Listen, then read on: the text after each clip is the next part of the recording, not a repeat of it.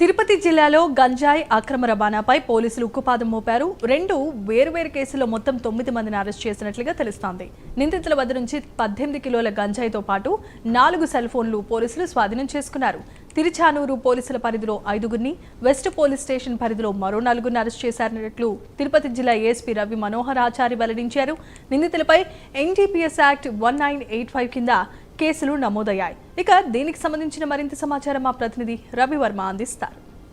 ప్రసిద్ధిగాంచినటువంటి పుణ్యక్షేత్రం తిరుపతి నగరంలో ఎన్నడూ లేని విధంగా ఇవాళ గంజాయి పట్ల పోలీసులు ఉక్కుపాదం మోపుతున్నారు. ఇవాళ పోలీసుల తనిఖీల్లో భాగంగానే ఇవాళ మొన్నటికి మొన్న మనం చూసినట్లయితే రేణుగుంట వద్ద దాదాపు కొన్ని వందల కిలోల గంజాయి అయితే దగ్ధం చేశారు. అదే కాకుండా ఇవాళ జరిగినటువంటి ఘటనలో కూడా దాదాపు 18 కిలోల గంజాయి అయితే స్వాధీనం చేసుకున్నారు. సార్ ఏంటి సార్ వాటిని మరి సార్ ఏంటి గంజాయి ప్రతి చోట లభిస్తుందనే ఒక భావన పబ్లిక్లో నెలకొంటా ఉంది. దీన్ని ఎలా చూడాలి, దీని మీద ఎలాంటి యాక్షన్ ప్లాన్ చేస్తున్నారు?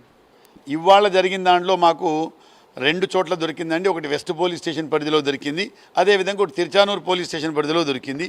తిరుచానూరు పోలీస్ స్టేషన్ పరిధిలో 5 మంది ముద్దాయిలు 5 కేజీల గాంజా దొరికింది. తిరుపతి వెస్ట్ పోలీస్ స్టేషన్ పరిధిలో 4 ముద్దాయిలు 13 కేజీల గాంజా దొరకడం జరిగింది. సో ఈ ముఖ్యంగా దీంట్లో ఏమంటే బయట నుంచి వచ్చినటువంటి వైజాగ్ ఆ ప్రాంతానికి చెందిన వాడు తీసుకొని వచ్చి ఇక్కడ ఉండేటువంటి లోకల్స్కి ఇవ్వడంలో ఇచ్చాడు కాబట్టి మాకు ఆ రవాణా మీద దృష్టి పెట్టాం కాబట్టి మాకు ఈ వైజాగ్ ప్రాంతానికి సంబంధించిన వాడు ఇక్కడ ఉన్న ముద్దాయిలతో పాటు దొరికాడు. సరే అంటే ఈ గంజాయి మీద ఎలాంటి అంటే మీరేం ప్రతిరోజు తనిఖీలు చేస్తున్నారు, అయితే ఎక్కడో ఒక చోట పట్టుపడుతుంది. ఎలాంటి అంటే రవాణాపరమైన అంశంలో కొద్దిగా తనిఖీల్లో స్తబ్దత ఉందనే భావన నెలకొనేట్టుగా ఉంది. ఎలా చూడాలి సార్ దీన్ని? గాంజాయి రవాణా మీద దృష్టి పెట్టాము కాబట్టి ఈరోజు తిరుపతి ప్రాంతానికి చెందిన వాళ్ళు దొరికారు.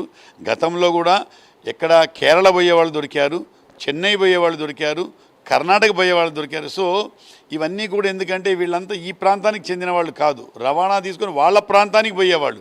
కానీ తిరుపతి రైల్వే జంక్షన్ కాబట్టి ఎక్కడ పోయినా ఇటు పోతుంది కాబట్టి దాని మీద దృష్టి పెట్టాం కాబట్టి మేము వివిధ రాష్ట్రాలకు సంబంధించినటువంటి ముద్దాయిలను అరెస్ట్ చేయడం జరిగింది. కాబట్టి మీరు అంటున్నట్టుగా తిరుపతి వరకు చాలా చాలా చాలా చాలా తక్కువ, ఎక్సెప్ట్ ఈ ట్రాన్స్పోర్టేషన్ ఉంటే దాని మీద కూడా మేము దృష్టి పెట్టాం.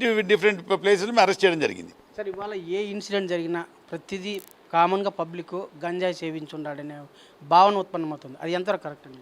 ఆ భావన చాలా తప్పండి. ప్రతి గొడవకు, ప్రతి గలాటాకు, ప్రతి దేనికి కూడా గాంజాయి గాంజాయి గాంజాయి అనేటువంటి అపోహ ప్రజల్లో ఉంది.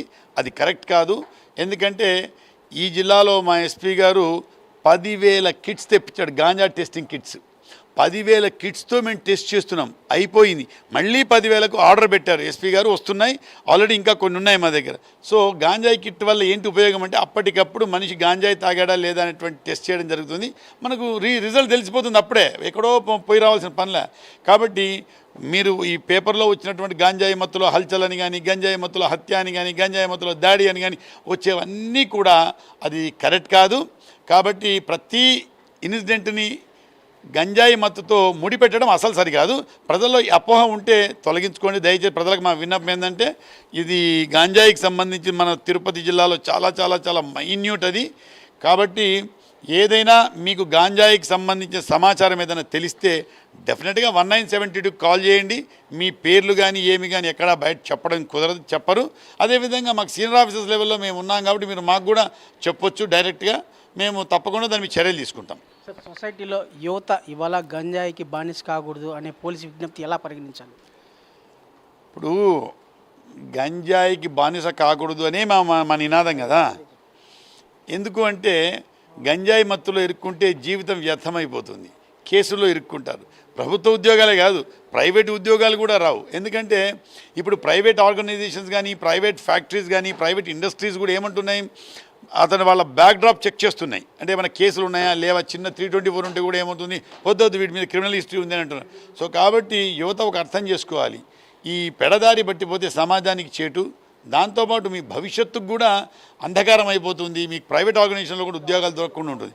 మా విన్నపం ఏంటంటే తల్లిదండ్రులు యువతను మీద దృష్టి పెట్టాలి. ఎందుకంటే తల్లిదండ్రులు దృష్టి పెట్టకపోతే ఏమవుతుంది, వాడు ఎప్పుడో రాత్రి 11కి వస్తాడు, 12కి వస్తాడు. మరి తల్లిదండ్రులు ఏం అడగరు, ఎందుకురా 11 అయింది ఏమైందిరా అని అడగరు. సో పిల్లోడు ఏం చేస్తున్నాడు, బయట మందు కొడుతున్నాడా, గంజాయి తాగుతున్నాడా, లేదు ఇంకేమైనా చేస్తున్నాడా, అమ్మాయిలతో ఈవ్ తీసి చేస్తున్నాడా, ఎవరితో గొడవ పడి వచ్చాడా, ఇవన్నీ కూడా తల్లిదండ్రులు పిల్లల్ని చెక్ చేసుకోకపోతే ఆఖరికి బాధపడాల్సింది తల్లిదండ్రులే. పిల్లల భవిష్యత్తు అంధకారం అయిపోతుంది. కాబట్టి మా తల్లిదండ్రులకు మా సూచన ఇది, దయచేసి పాటించండి. ఇది ముఖ్యంగా తిరుపతి పుణ్యక్షేత్రంలో యువకులు గంజాయి బారిన పడకూడదు, తిరుపతి ప్రశాంతతను కాపాడడమే కాకుండా ఇలాంటి వాటికి దూరంగా ఉండాలని చెప్పి కూడా పోలీసు పదే పదే విజ్ఞప్తి చేస్తూ ఉంది. ఆ దిశగా యువత కూడా ఆలోచించాలని కూడా భావిస్తూ ఉంది. Video journalist Narasimha, Ravi prime 9, Tirupati నుంచి.